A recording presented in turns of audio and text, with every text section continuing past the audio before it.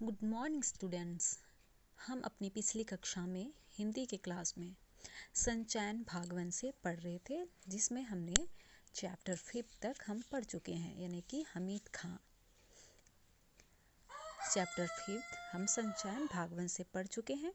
तो आज हम स्पर्श भाग 1 से पढ़ेंगे चैप्टर नंबर 5 धीरंजन मालवीय द्वारा लिखी गई वैज्ञानिक चेतना के वाहक चंद्रशेखर विकेट रमन के बारे में। तो आज हम लेखक धीरंजन मालवीय के बारे में जानेंगे। उसका जो परिचय है, जीवन परिचय, उसके बारे में, धीरंजन मालवीय के बारे में, उसका जीवन परिचय के बारे में हम आज जानेंगे।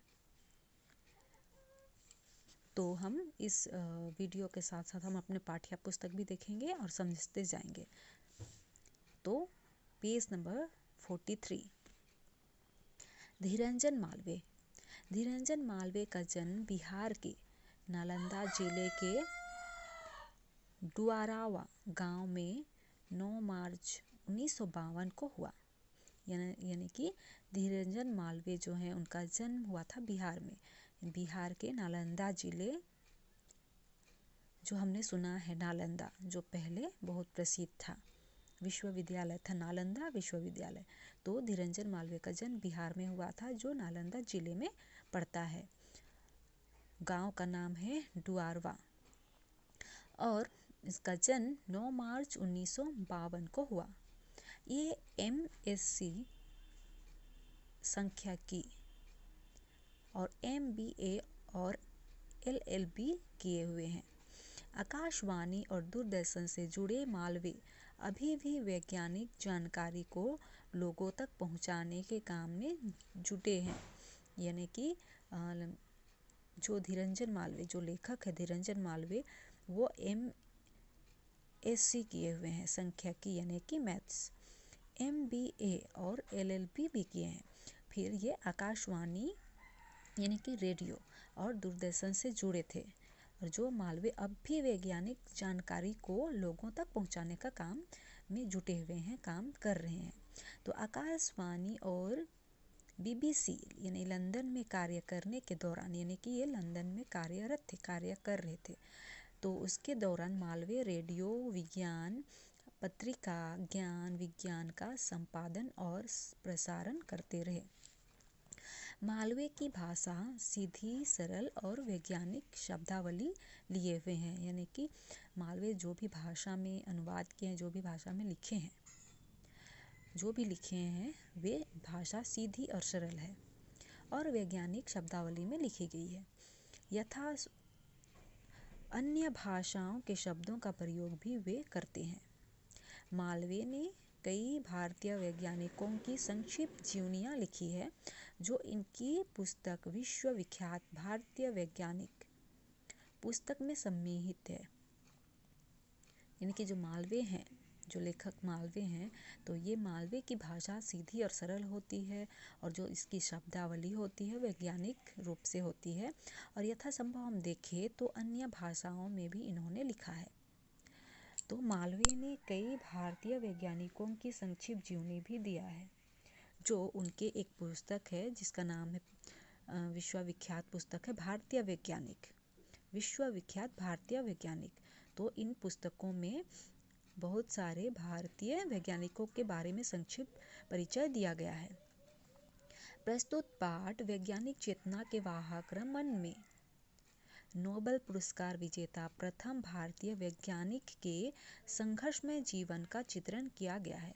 तो जो ये हम पाठ पढ़ेंगे, तो इस पाठ में लेखक धीरंजन मालवीय जी प्रस्तुत पाठ में वैज्ञानिक चेतना के वाहक जो है रमन, जिसे नोबेल पुरस्कार विजेता हैं, जो प्रथम भारतीय वैज्ञानिक थे, उसका जीवन किस प्रकार से संघर्षमय जीवन बिताए उसके बारे में बताए हैं। विकेट रमन कुल 11 साल की उम्र में मैट्रिक विशेष योग्यता के साथ इंटरमीडिएट भौतिकी और अंग्रेजी में स्वर्ण पदक के साथ BA और प्रथम श्रेणी में MA करके मात्र 18 साल की उम्र में कोलकाता में भारत सरकार के फाइनेंस डिपार्टमेंट में सहायक जनरल अकाउंटेंट नियुक्त कर लिए गए थे। इनकी प्रतिभा से इनके अध्यापक तक अभिभूत थे। तो जो विकेट रमन है उसके बारे में बताए हैं कि विकेट रमन कुल 11 साल यानी कि बस 11 साल की उम्र में ही क्लास 10 का एग्ज़ाम दे चुके थे, यानी कि मैट्रिक का परीक्षा दे चुके थे और अच्छी नंबर में अच्छी योग्यता के साथ इंटरमीडिएट यानी कि 12 का भी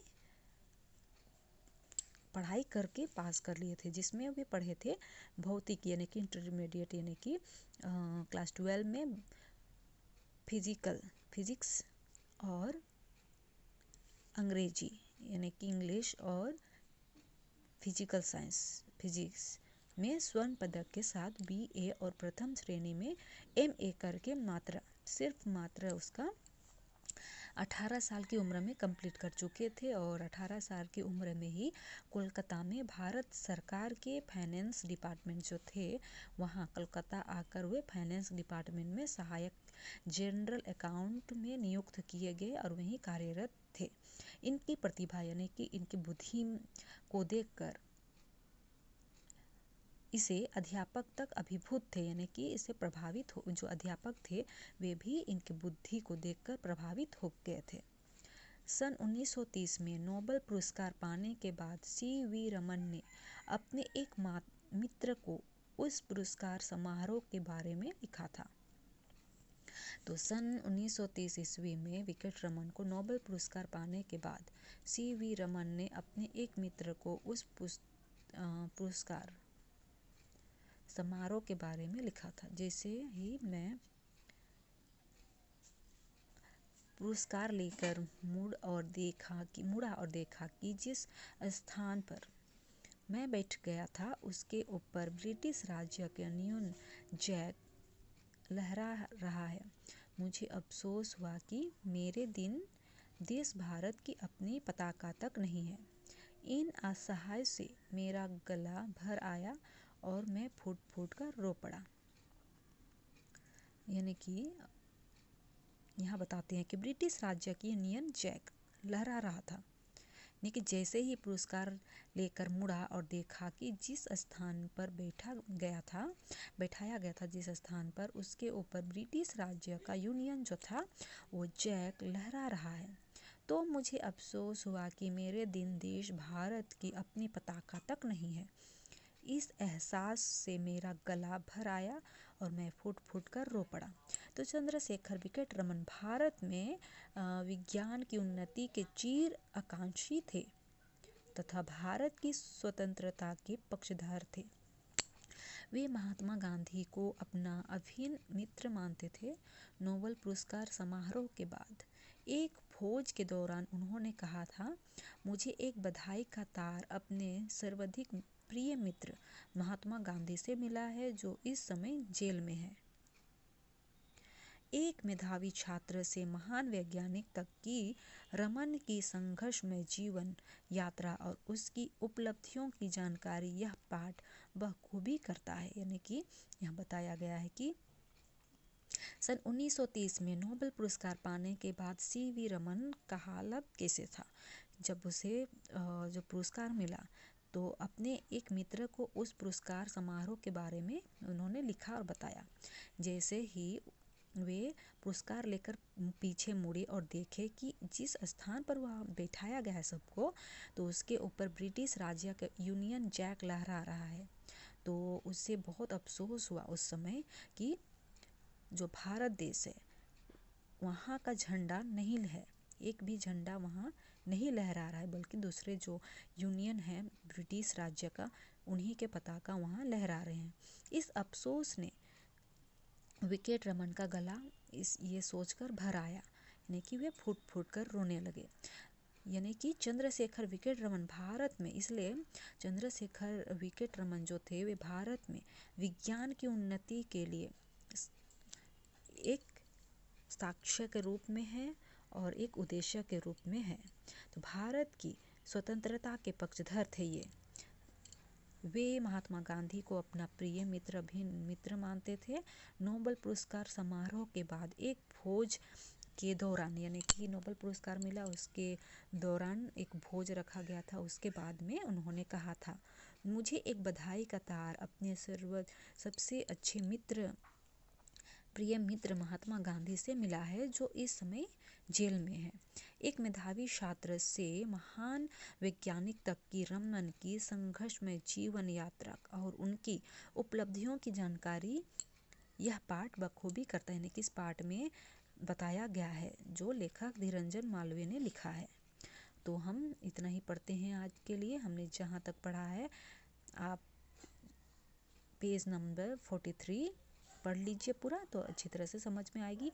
तो अगली कक्षा में हम आगे देखेंगे और वैज्ञानिक चेतना के वाहक चंद्रशेखर विकेट रमन के बारे में उनका संघर्षमय जीवन यात्रा के बारे में हम पढ़ेंगे और समझेंगे।